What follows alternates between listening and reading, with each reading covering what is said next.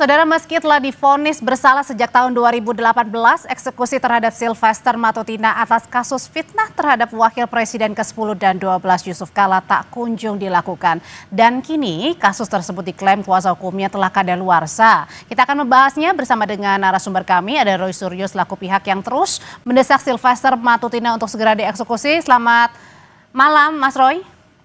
Ya, selamat malam Mbak Udrin, selamat malam juga Prof. Hipnu, selamat malam juga Mas David dan semua pemirsa Kompas TV.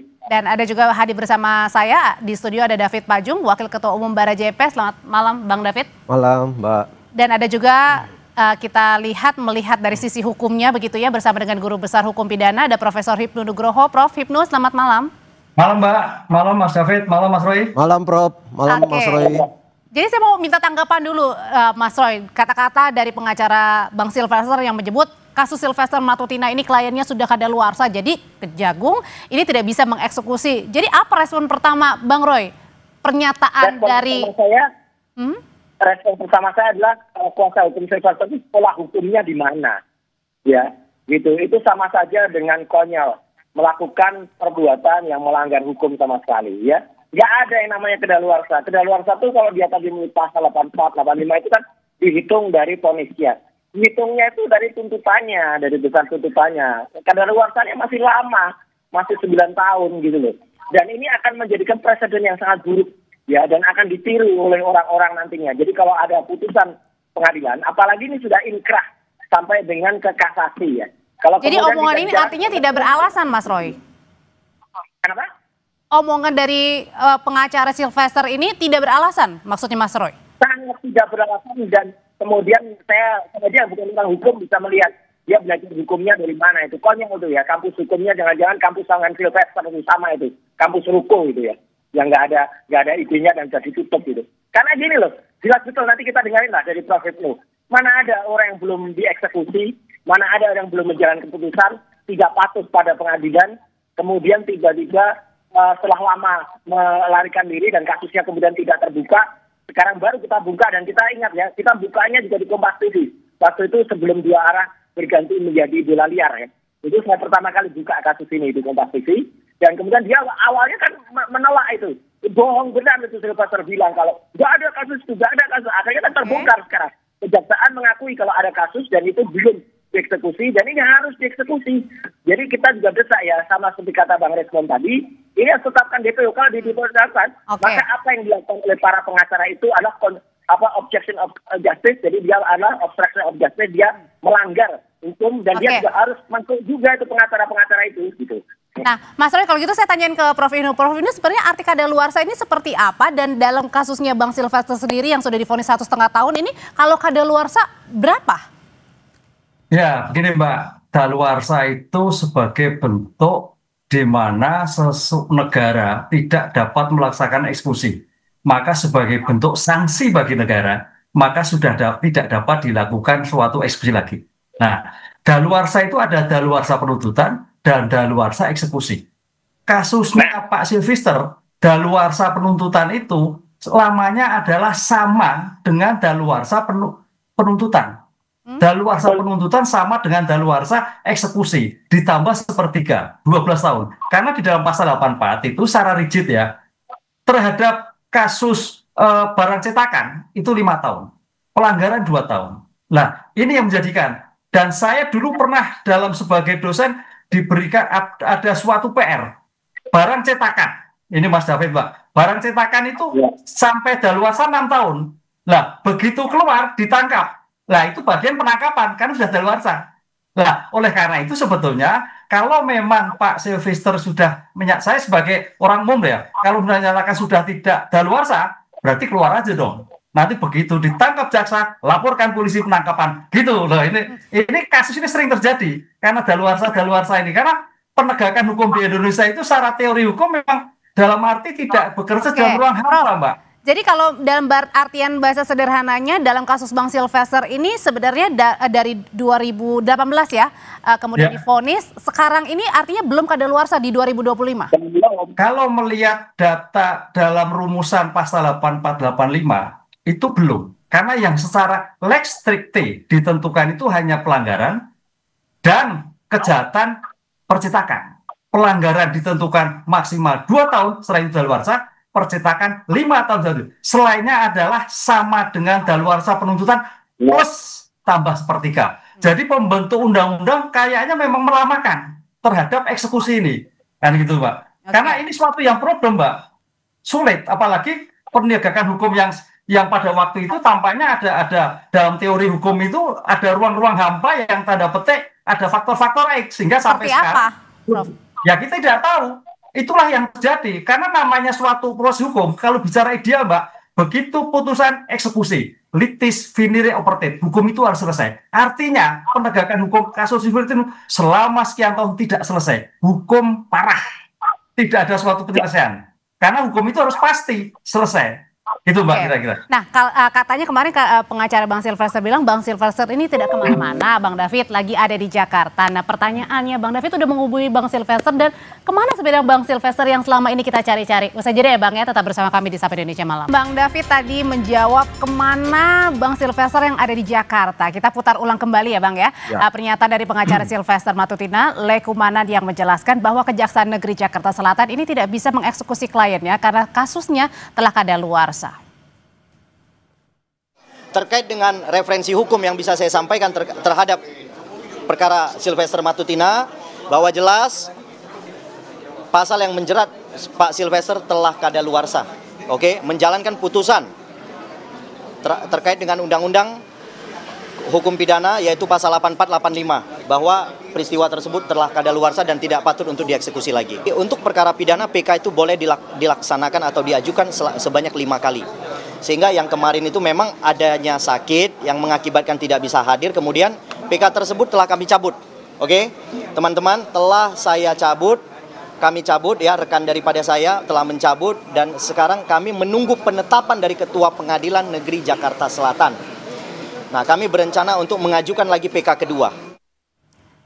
Jadi Bang David sebenarnya Bang Silvester ada di Jakarta mana? Apakah Bang David juga sudah menghubungi Bang Silvester?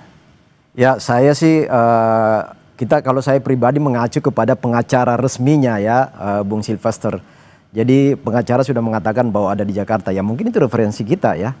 Secara pribadi saya sudah berapa lama nggak ketemu, tapi terakhir 3 bulan kemarin lah ketika awal-awal kasus itu masih di Jakarta. Saya ketemu juga masih di Jakarta. Tapi 2 bulan terakhir ini ya kita karena kesibukan ya.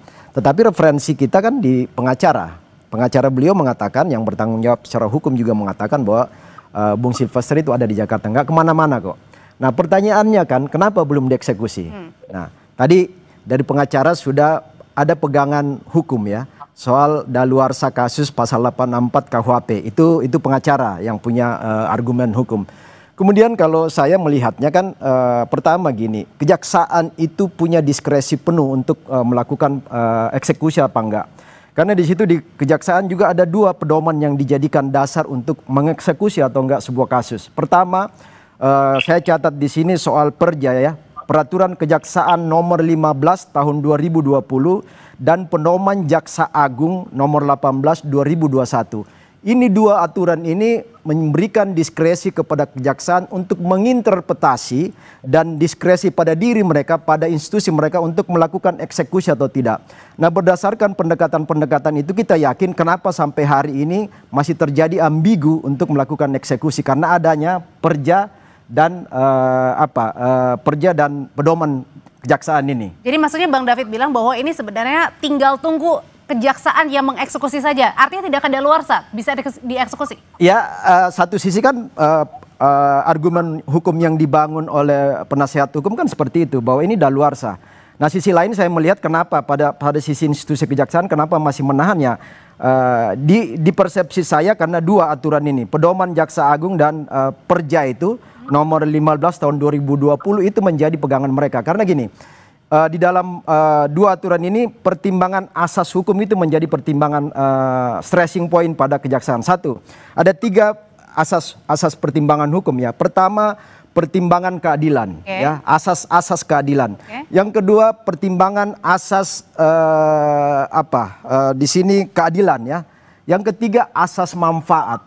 Nah, kasus ini kan sebenarnya kasus kecil ya, kasus pribadi antara Pak JK dengan Silvester Ini bukan kasus besar, kasus korupsi, kasus luar biasa, kasus kecil antara dua pribadi.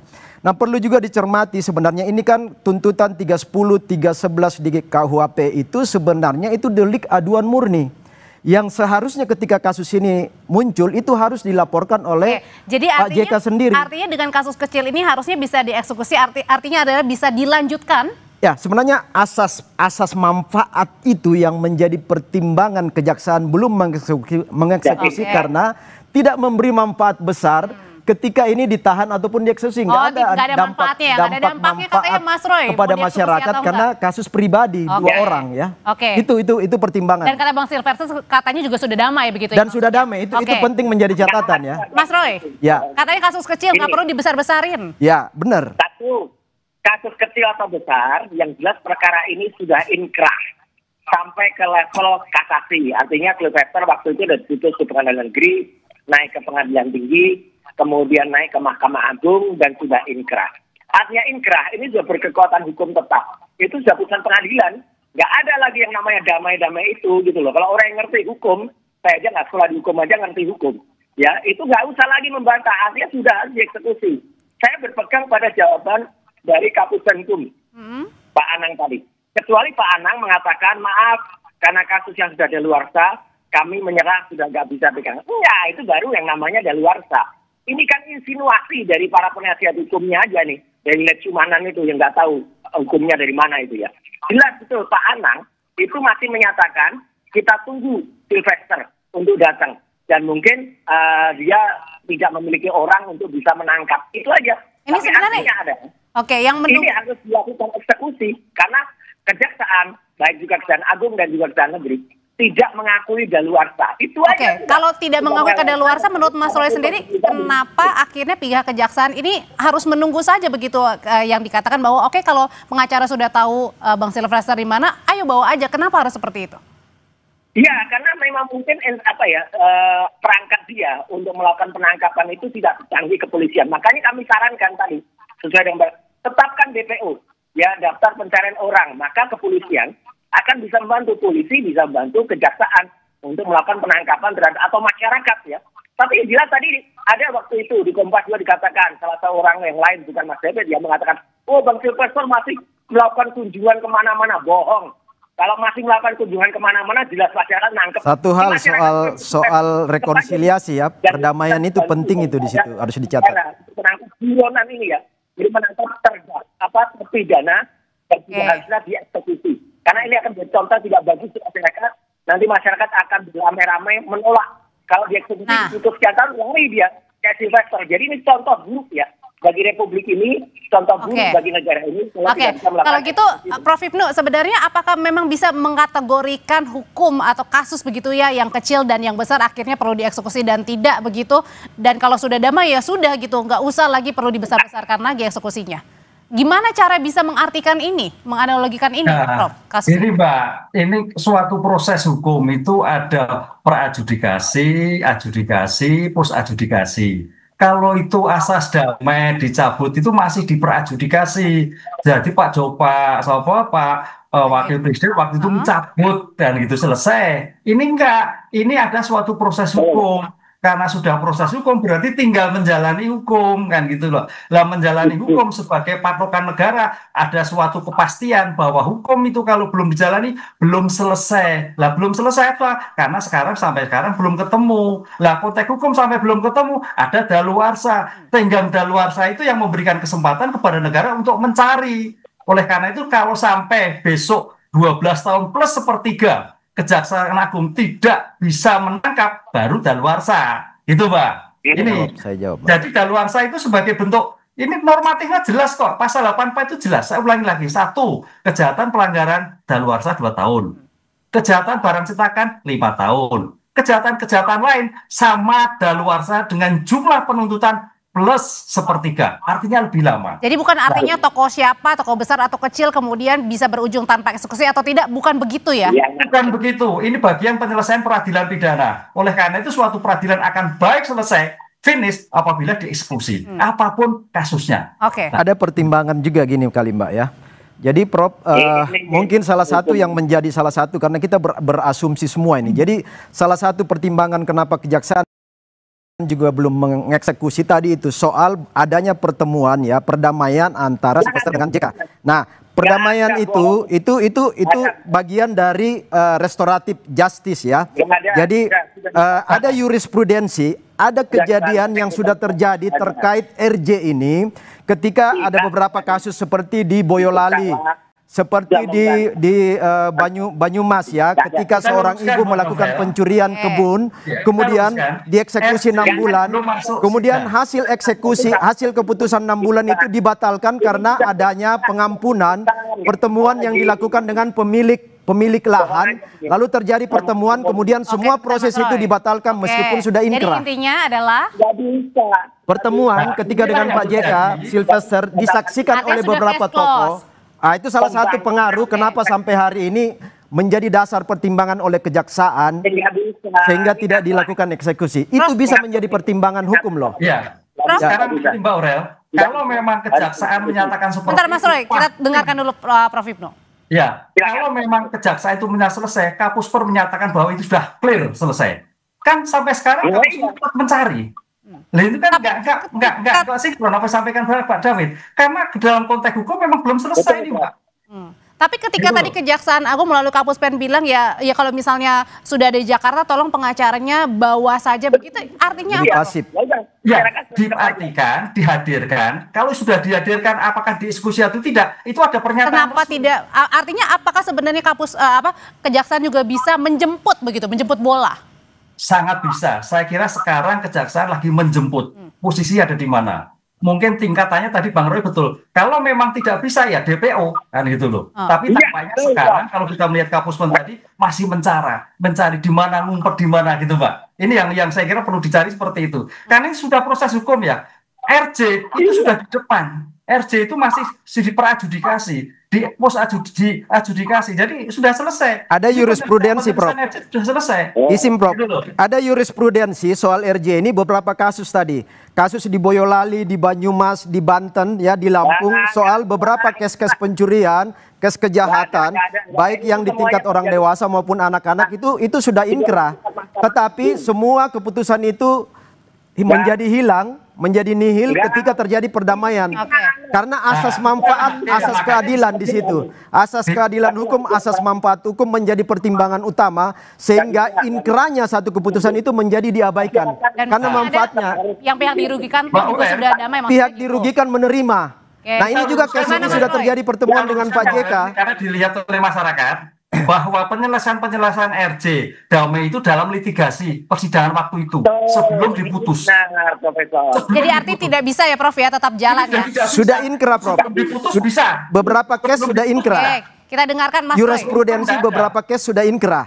Jadi jurisprudensi itu sudah dijadikan landasan ya konvensi untuk menjadi rujukan RJ. Bentar Bang David, kita dengarkan Bang Mas Roy.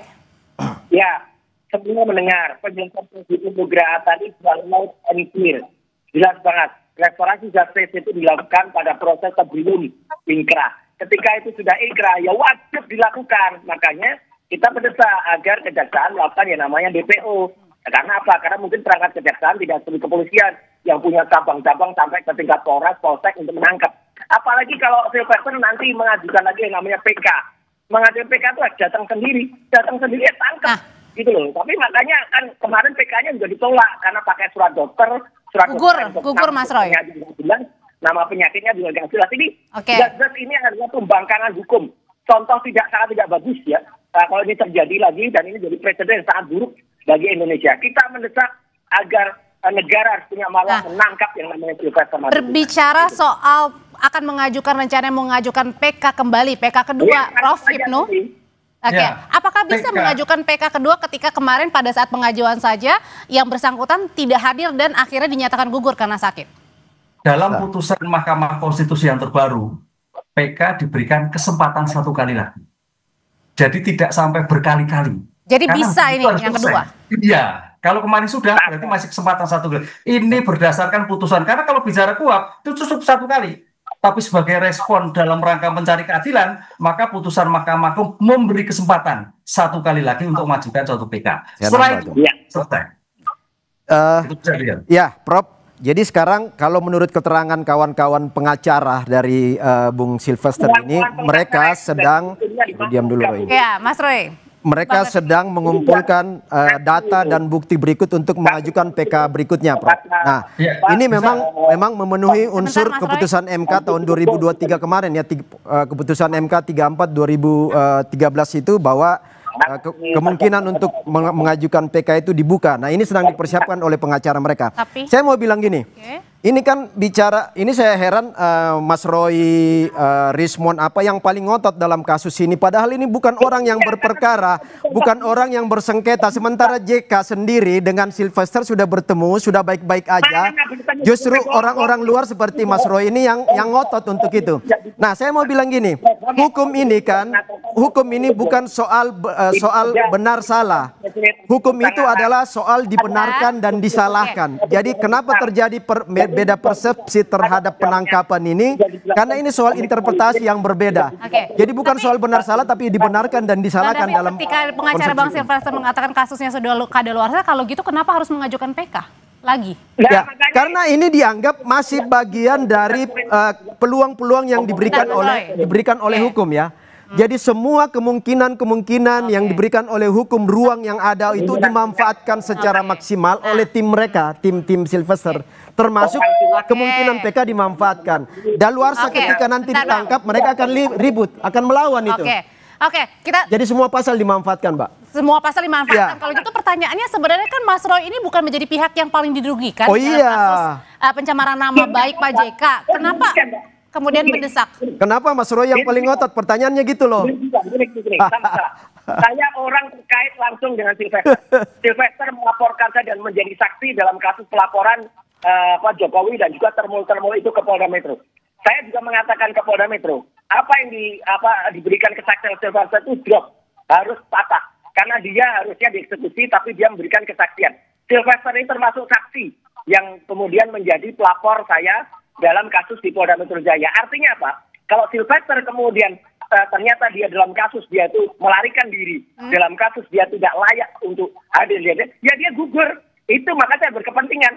Saya orang berkepentingan untuk kemudian mengejar Sylvester ini. Dan memang Polda Metro Jaya akhirnya apa? Harus mendrop kesaksian dari Sylvester, termasuk kesaksian di Jakarta, ketika di acara di salah satu TV, kesaksian dia ketika di Solo. Karena apa? Harusnya dia nggak ada di Jakarta, nggak ada di Solo. Harusnya dia masuk penjara. Ketika dia nggak masuk penjara, dia melarikan diri, dia membangkang, kemudian dia hadir di Solo, ketika dia hadir di salah satu TV, itu kan artinya orang itu tidak selayaknya hadir, karena dia adalah membangkang. Harusnya dia melakukan dieksekusi. Maka itu saya berkepentingan bahwa jelas orang ini harus ditangkap, orang ini harus dilepas. Kasus Mas Roy ini kan banyak banget saksinya. Sylvester itu hanya satu saksi saja. Kalaupun itu dicoret itu nggak meringankan kasus Anda. Nggak berpengaruh sama sekali. Karena dia bohong. Dia di acara Kompas 2 arah waktu itu bohong mengatakan saya sudah damai, saya sudah selesai. Mana? Prof. Hamid Awaludin kemudian bicara Pak JK mengatakan tidak ada perdamaian itu. Clear. Prof, kalau gitu pertanyaan terakhirnya adalah pada saat ini, sekarang ini kan memang sudah dijatuhi ada 1,5 tahun hukuman bagi Bang Sylvester Matutina begitu. Nah, pertanyaannya arti eksekusi apakah memang artinya adalah di penjara begitu? Karena kan di bawah 5 tahun sebenarnya ada yang pilihan untuk pidana lain, artinya bisa saja wajib lapor ya, Prof ya? Ya, sudah tidak. Makanya ini salah satu cara mungkin Bang David, Pak Sylvester datang, lah kan selesai datang, kemudian nanti apa tindakan Kejagung?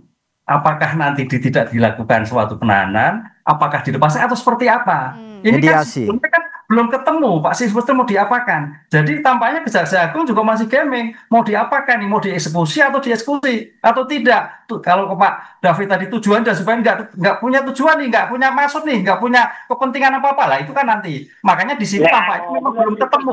Nah, ketemu yang penting ketemu dulu gitu, datang dulu gitu maksudnya. Iya, ketemu. Ini mau apa yang terjadi? Kalau nggak ini kan satu ke utara, ke selatan, satu ke barat, satu ke timur. Gimana kalau informasi dari teman-teman pengacara ya yang saya dapat info kan mereka sudah tim pengacara juga sudah bertemu dengan kejaksaan ya, sudah bertemu juga dengan pengadilan negeri dan kejaksaan. Nah, dari pertemuan apa Bang Silvesternya? Pengacaranya apa Bang Silvesternya? Enggak, pengacaranya. Oke. Leukemanan itu.